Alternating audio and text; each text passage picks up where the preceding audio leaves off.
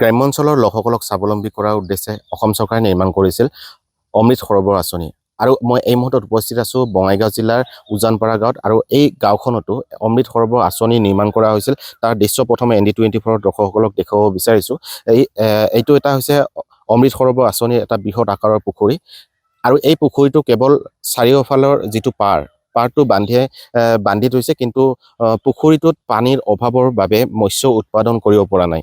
এনেদৰে চিজন গ্ৰাম উন্নয়ন খণ্ডৰ অধীনত থকা আমবাৰী বাৰেগড় পঞ্চায়তৰ অধীনত এই অমৃত সৰোবৰ আঁচনিটো নিৰ্মাণ কৰা হৈছিল। আৰু এই আঁচনিটো যেতিয়া নিৰ্মাণ কৰি থকা হৈছিল, তেতিয়া দেখিবলৈ পোৱা গৈছিল যে ইয়াৰ যিসকল স্থানীয় লোকসকল আছে তেওঁলোকে লাভৱান হ'ব বুলি ভাবিছিল, কিন্তু কোনো ধৰণৰ এই আঁচনিৰ জৰিয়তে উপকৃত হ'ব নোৱাৰিলে।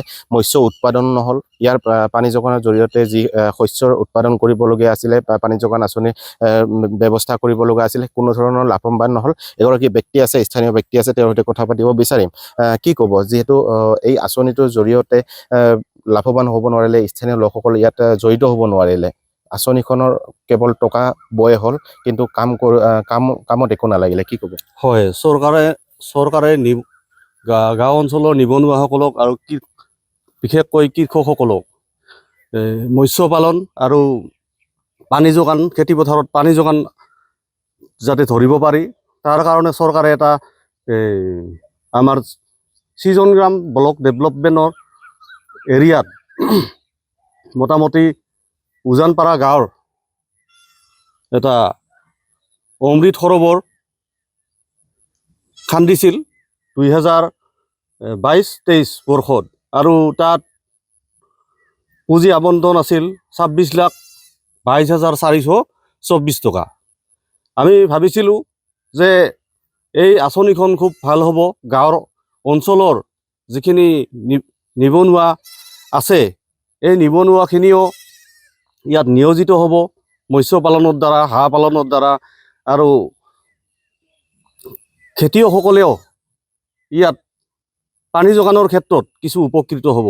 কিন্তু দেখা গ'ল এই অমৃত সৰোবৰ ইয়াতে মানে আকাৰটোহে ল'ল, কিন্তু পৰিপূৰ্ণ হৈ নুঠিল। আমি দেখিছোঁ যে অমৃত সৰোবৰ আঁচনিটো কেৱল পাৰটো বান্ধিছে, কিন্তু চাৰিওপিনে যদি চাওঁ, দেখিবলৈ পোৱা গৈছে যে জংঘলে আগুৰি ধৰিছে। ইয়াত কোনো ধৰণৰ আঁচনিখন ফলপ্ৰসূ নহ'ল। এনেধৰণৰ এই অৱস্থাত যদি যিসকল যুৱক ইয়াতে সংস্থাপন হ'ব বুলি ভাবিছিলে, তেওঁলোক এতিয়া কি কৰিব বা কেনেকৈ আগবাঢ়িব এতিয়া?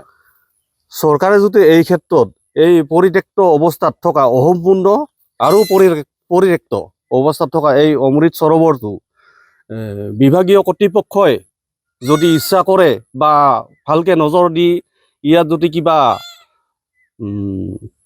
আঁচনি মানে পুনৰ খনন কাৰ্য দ্বাৰাই ইয়াত পানীৰ যিটো ব্যৱস্থা, সেইটো যদি কৰে, নিশ্চয় ওচৰৰ যিখিনি গাঁও অঞ্চলৰ নিবনুৱাসকল নিশ্চয় উপকৃত হ'ব। আৰু ইয়াতে আহি মৎস্য পালন বা হাঁহ পালন, খেতি বাতি, বহুত কিবা কিবি হৈ নিজে স্বনিয়োজন হ'ব পাৰিব।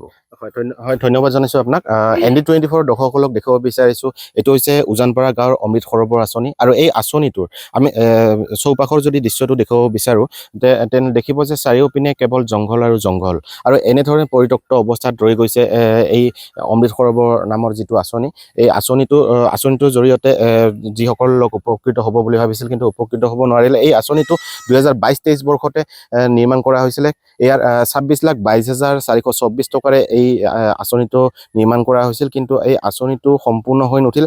পানী যোগানৰ ক্ষেত্ৰতো তেওঁলোকে বিফল হৈছে। আৰু মৎস্য উৎপাদনৰ ক্ষেত্ৰত যিহেতু এই আঁচনিটো নিৰ্মাণ কৰা হৈছিল, মৎস্য উৎপাদনৰ ক্ষেত্ৰতো তেওঁলোকে বিফল হৈছে। আৰু অসম চৰকাৰে বঙাইগাঁও জিলাত 75টাকৈ অমৃত সৰোবৰ আঁচনি নিৰ্মাণ কৰিছিল, কিন্তু সেই আঁচনিটো কেৱল টকা বয় হ'ল। কিন্তু এই আঁচনিটোৰ জৰিয়তে যিসকল নিবনুৱা বা সেই অঞ্চলৰ যুৱসকলৰ নিয়োজিত হ'ব পৰাকৈ যিহেতু এই অমৃত সৰোবৰ আঁচনিটো নিৰ্মাণ কৰা হৈছিল, কিন্তু তেওঁলোকে এই আঁচনিৰ জৰিয়তে তেওঁলোকে উপকৃত হ'ব নোৱাৰিলে।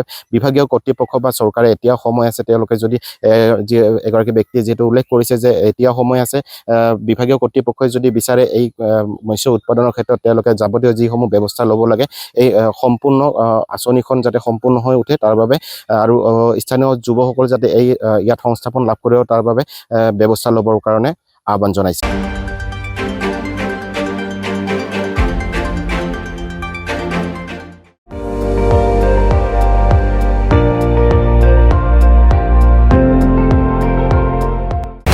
আপুনি চাই আছে ND24, সৰ্বশ্ৰেষ্ঠ নহয় সৰ্বোত্তমৰ দৌৰত।